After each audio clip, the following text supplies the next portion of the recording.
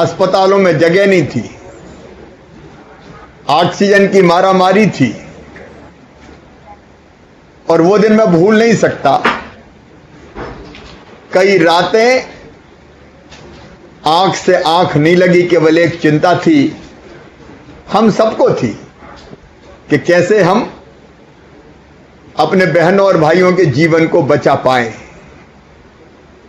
लेकिन आज मन भरा हुआ भी है, क्योंकि जब मैं ये कहता हूं कि हमारे वो बच्चों के नाम बताओ जिनके अभिभावक नहीं रहे, तो ये कहते हुए आनंद नहीं होता, प्रसन्नता नहीं होती, मन दर्द और पीड़ा से भरा रहता है। हमने कई अपनों को खोया है। शताब्दियों में कभी कभार ऐसी भयानक त्रासदी आती है जैसी मेरे प्रदेश ने देखी, हम सब ने देखी। लेकिन मैं आप सबको बहुत धन्यवाद देता हूं, जिस जज्बे से आप सब ने, और आप सब में मेरे जनप्रतिनिधि मित्र जिनने अलग अलग अभिनव प्रयोग किए, फटाफट कैसे ऑक्सीजन प्लांट ऑर्डर कर दिए, ऑक्सीजन कंसंट्रेटर बुला लिए, दवाइयों का इंतजाम किया, समाज सेवियों का सहयोग लिया और पूरे समाज को एक साथ जोड़ लिया। जो प्रयास आपने किया, मैं उन प्रयासों का अभिनंदन करता हूं। और मैं आज अपने प्रशासन को भी आपके साथ बधाई देना चाहता हूं। संकट की इस घड़ी में प्रशासन के साथियों ने भी दिन और रात मेहनत करके अपने जिलों को संकट से निकालने में कोई कोर कसर नहीं छोड़ी। हम अपने उन कर्मचारी मित्रों को भी प्रणाम करते हैं जो कर्तव्य का निर्वाह करते हुए इस दुनिया से ही चले गए। ऐसे बहुत से साथी हैं हमारे, और बाकी भी कर्मचारी जो हमारे आज काम कर रहे हैं, उनने भी अद्भुत सेवा की भावना का परिचय दिया है। जनता ने सहयोग किया, और इसी का आज परिणाम है कि मध्य प्रदेश में कोरोना संक्रमण आज पूरी तरह से काबू में है, कंट्रोल करने की स्थिति में है। आप सब लोगों ने अपनी अपनी पॉजिटिविटी रेट बताई, वो लगातार नीचे जा रही है। स्वस्थ होने वालों की संख्या लगातार बढ़ती जा रही है। लेकिन मैंने प्रारंभ में कहा था, मैं फिर निवेदन करना चाहता हूं, गांव की बाढ़ की क्राइसिस मैनेजमेंट कमेटियां भी ध्यान रखे। नंबर 1, अभी हमें ओवर कॉन्फिडेंस में नहीं रहना। ये कोरोना का वायरस अभी भी है, और ये काबू में इसलिए हुआ है कि हमने कोरोना कर्फ्यू लगाया हुआ है। कोई ये ना सोचे कि अब कोरोना खत्म हो रहा है। ये गलती हम में से कोई ना करे। कोरोना वायरस है, और इसलिए इसको पूरी तरह से काबू में करना है। तो 31 मई तक का टारगेट हम लें। 31 मई का टारगेट हम लें कि हर जिले में, हमारे संभाग में हम 2-4 पॉजिटिव केस बचे तो बचे, नहीं तो बचने नहीं देंगे, 0 पे लेके आएंगे। हम सबका टारगेट होना चाहिए। टारगेट केवल जिलों का नहीं, ये टारगेट हर गांव का होना चाहिए कि मेरे गांव में कोरोना नहीं है, मेरा गांव कोरोना मुक्त। मेरे गांव में 1, 2, 4 प्रकरण है पॉजिटिव, उनको मैं खत्म करूंगा, वो प्रकरण भी मेरे यहां नहीं रहेंगे। 0 कोरोना के पेशेंट हमको अपने गांव में करना है, अपने वार्ड में करना है। कोरोना मुक्त गांव की क्राइसिस मैनेजमेंट कमेटी तय करे, मेरा गांव कोरोना मुक्त, शहर में मेरा वार्ड कोरोना मुक्त। ये हमको करना पड़ेगा, और 31 से आगे हम नहीं जा सकते, क्योंकि जून में हमको चीजें खोलनी शुरू करनी है। अभी हमारे मित्र कह रहे थे खेती बाड़ी बाकी चीजें कई काम शुरू करना है, आखिर दुनिया भी तो हमको चलानी है।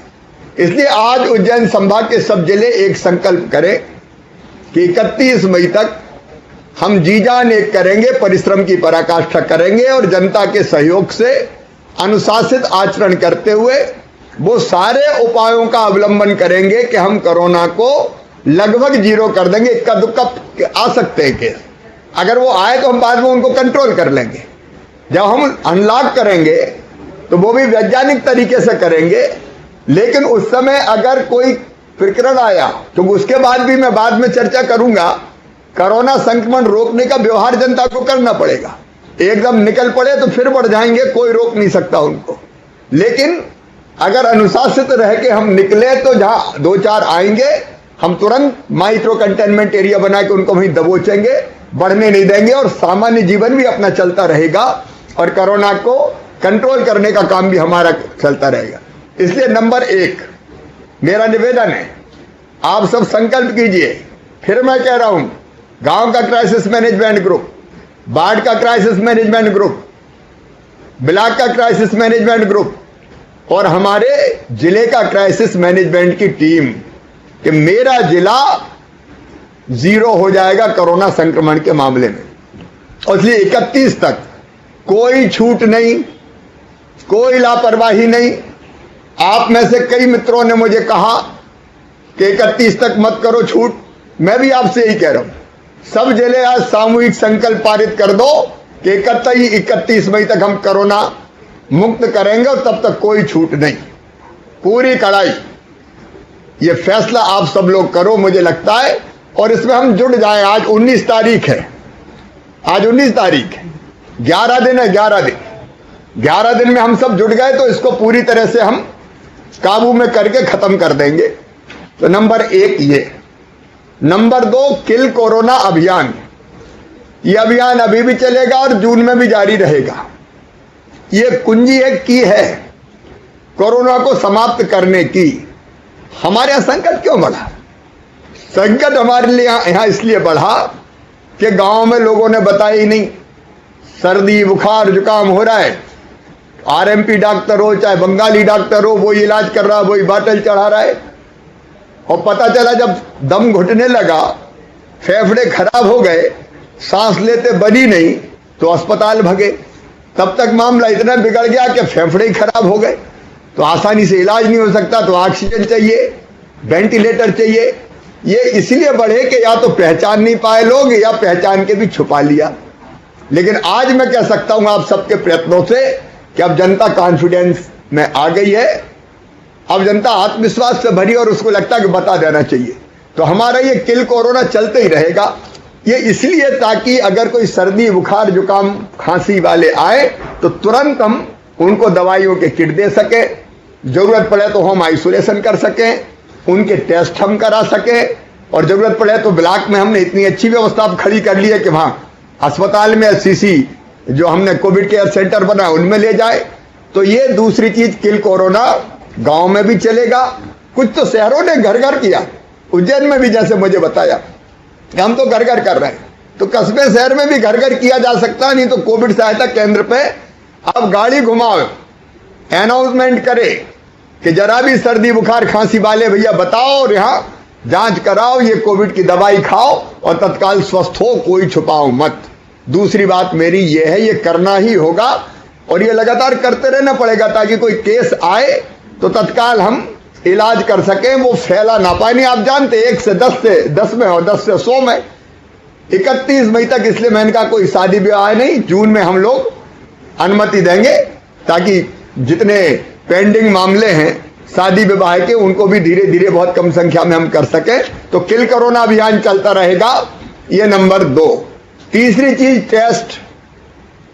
टेस्ट में एग्रेसिव टेस्टिंग करो, कोई टारगेट नहीं, खूब टेस्टिंग करो।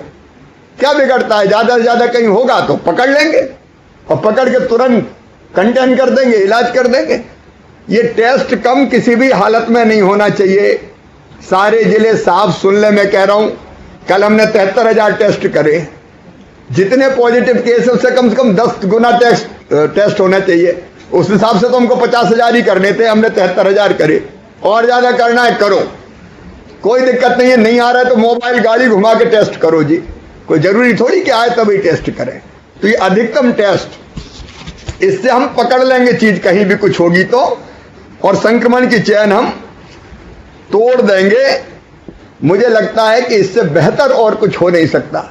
होम आइसोलेशन वालों की चिंता करो, आपने कहीं ने बहुत अच्छी व्यवस्था की है, फोन उनको बार बार जाते हैं और इसलिए होम आइसोलेशन में लोग ठीक हो रहे हैं।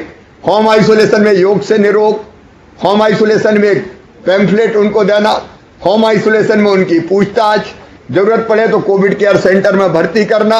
और एक बार मैं फिर कह रहा हूं कि जिनके घर छोटे हो और अभी भी पॉजिटिव केस तो निकल ही रहे, किसी जिले में 100 है, किसी में 62 है, किसी में 70 है, कहीं थोड़े ज्यादा है, कहीं थोड़े कम है, लेकिन ये केस तो निकल ही रहे।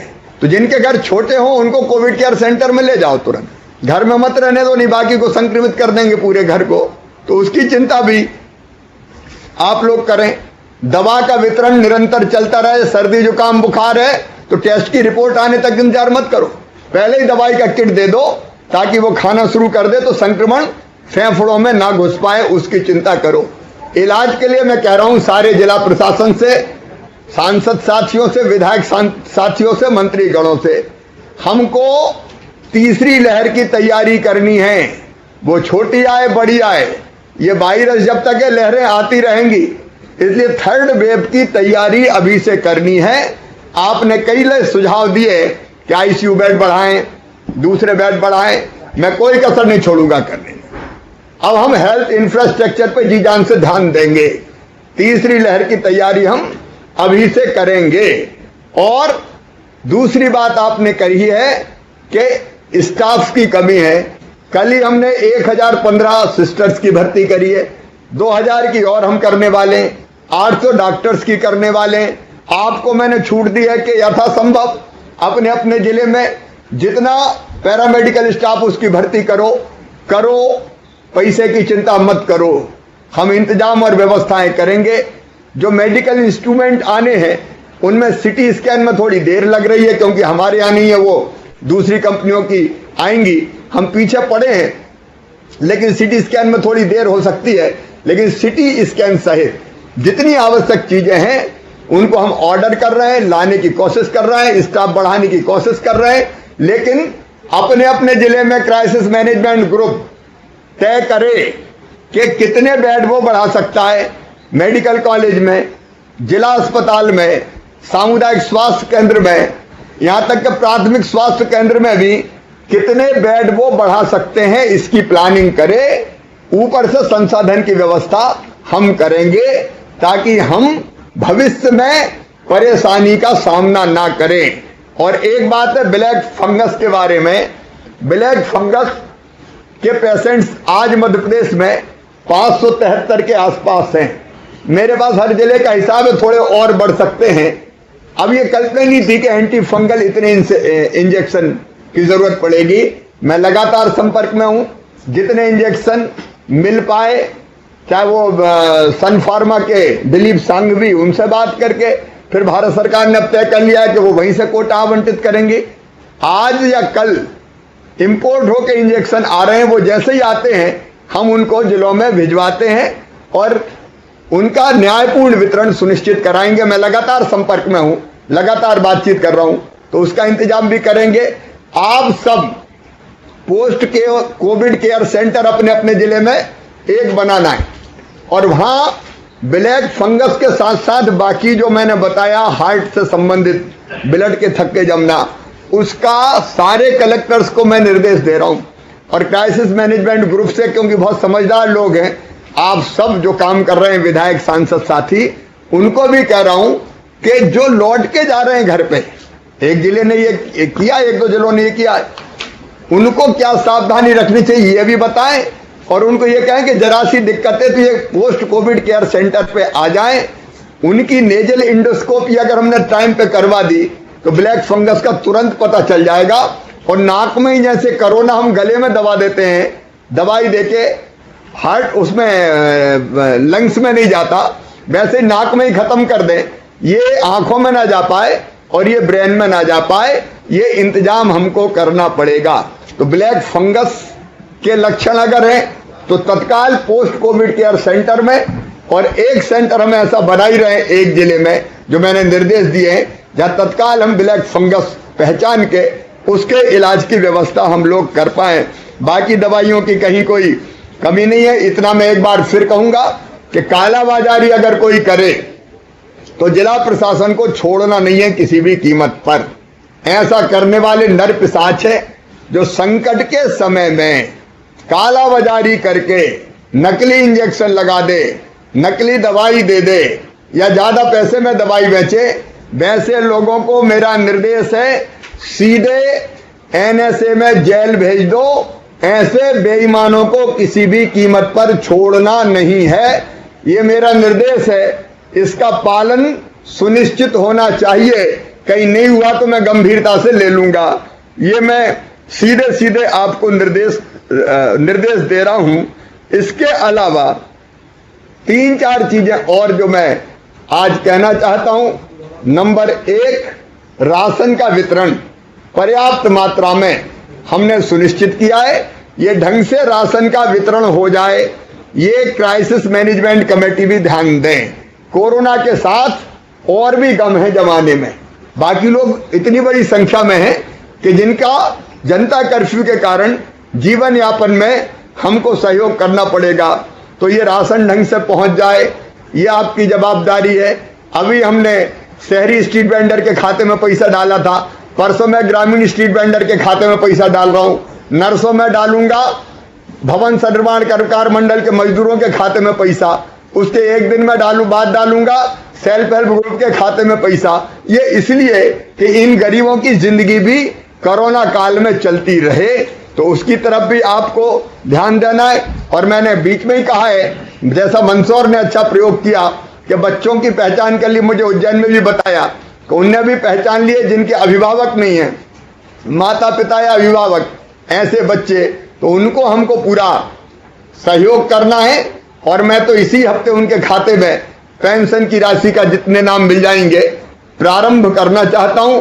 वैसे कर्मचारी साथी जिनका कर्तव्य का निर्वाह करते हुए स्वर्गवास हो गया, उनके लिए भी हमने अनुकंपा नियुक्ति की योजना भी बनाई है और अनुग्रह राशि की योजना भी बनाई है।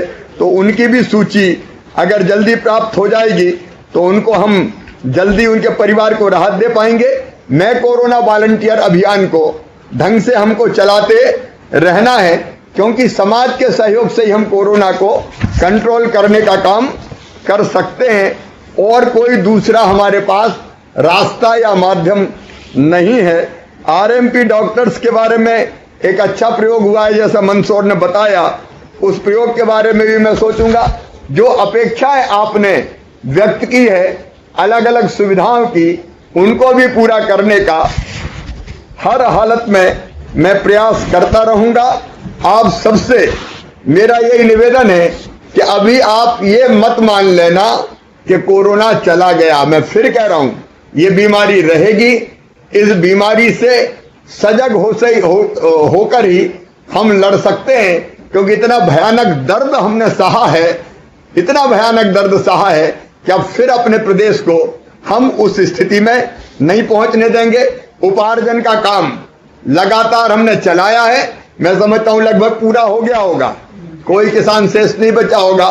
तो वो काम भी उपार्जन का हमारे प्रदेश में बेहतर हुआ है। लेकिन और किसी भी आम आदमी को दिक्कत ना हो, उसकी आप लगातार चिंता करते रहे। वैक्सीन के मामले में उत्पादन की सीमा है, हर एक ने मुझे बताया कब उत्साह है वैक्सीन के लिए। तो सारे कलेक्टर्स ये ध्यान दे कि वैक्सीन का एक भी डोज बेकार नहीं जाना चाहिए। 10 की और 20 की बाउल, उसमें अगर 95% लोग आते, 10 की बजाय 8 आए, तो आप पहले से वेटिंग में एक सूची रखो और उनको बुला के रखो कि भैया अगर वो नहीं आए तो आपको लगेगी, नहीं तो आपको दूसरे दिन लगेगी, ताकि हमारा एक भी डोज बेकार ना जा पाए। ये सुरक्षा चक्र है हमारा। इसको जैसे जैसे डोजेज मिल जाएंगे, मैं लगातार संपर्क में हूं भारत सरकार के, वैसे इसको बढ़ाते जाएंगे और इसको फिर हम पूरा करके अपनी जनता की जिंदगी को सुरक्षित करने का काम करेंगे। आप सबने जो अद्भुत सहयोग किया है उसके लिए मैं हृदय से धन्यवाद देता हूं। मेरे मन में आपकी तरह एक ही ललक, एक ही तड़फ, एक ही जुनून है कि कैसे भी कोरोना के संक्रमण से अपनी जनता को सुरक्षित निकाल ले जाना, पीड़ितों की मदद करना और जो संक्रमित है उनके बेहतर इलाज की व्यवस्था करना। मुझे पूरा विश्वास है कि आप सबके सहयोग से व्यवस्थाएं करते हुए इस ऐतिहासिक संकट से, जो शताब्दी का सबसे बड़ा संकट है, हम अपनी जनता को निकाल के ले जाएंगे। और मुझे पूरा विश्वास है कि कोरोना निश्चित तौर पर हारेगा और हमारी जनता जीतेगी। हर जिले ने अच्छा कुछ ना कुछ प्रयोग किया है। एक जिले के प्रयोग को जो अच्छा है दूसरा जिला अपनाए, ताकि एक जिले ने कुछ अच्छा किया है दूसरा उससे सबक ले, सीखे। और मैं फिर कह रहा हूं, कुंजी है जनता का सहयोग, और इसलिए क्राइसिस मैनेजमेंट ग्रुप पंचायत के, ब्लॉक के और जिले के, इनको सक्रिय ही रहना है लगातार, और इन्हीं के माध्यम से हम शासन की योजनाओं का लाभ नीचे तक पहुंचाएंगे। नीमच चूंकि बीच में कट गया था, इसलिए नीमच की समीक्षा नहीं हो पाई। अब हम नीमच के साथ चर्चा करेंगे। बाकी जिले नीमच के अतिरिक्त अगर जाना चाहे, लेकिन एक फैसला 31 मई का तो सबको स्वीकार है ना, 31 मई तक पूरी कड़ाई से बंद, सबको स्वीकार है ना, 31 मई तक पूरी कड़ाई से बंद, और 1 जून से फिर हम धीरे धीरे ओपन करना प्रारंभ करेंगे। तो यह सामूहिक रूप से उज्जैन संभाग का फैसला है, सारे जिले इसमें कवर होते हैं, और तब तक जी जान लगा के इसको हम सारे उपाय करके रोकेंगे। बाद में फिर वैज्ञानिक तरीके से कैसे धीरे धीरे खोलना है उस दिशा में हम लोग आगे बढ़ेंगे। सब मित्रों को मैं बहुत बहुत धन्यवाद देता हूं, और मुझे पूरा विश्वास है आप सबके सहयोग से कोरोना को हम हराएंगे। और मध्य प्रदेश मॉडल जिसकी प्रधानमंत्री जी ने भी प्रशंसा की है, जो सामाजिक चेतना हमने साथ जोड़ी है और जो जनभागीदारी की है क्राइसिस मैनेजमेंट कमेटी की, उसके माध्यम से हम कोरोना को पराजित करेंगे। बहुत बहुत धन्यवाद। अब बाकी मित्र जा सकते हैं, नीमच वाले जरूर रुकेंगे ताकि मैं उनसे बात कर लूं, लेकिन आप जाओ उसके पहले सांसद सुधीर गुप्ता जी का आज जन्मदिन है, तो मैं उनको हृदय से जन्मदिन की शुभकामनाएं देता हूं, सभी की ओर से देता हूं। वो यशस्वी हों और जनता की सेवा करते रहे। बहुत बहुत धन्यवाद। अब नीमच रुकेगा, बाकी मित्र जा सकते हैं। नीमच का लगाओ भाई। नमस्कार सर, मैं एक निवेदन कर रहा हूं कलेक्टर नीमच। वॉल्यूम चालू है? कनेक्ट करो जल्दी। मीटिंग कितने बजे करती भोपाल?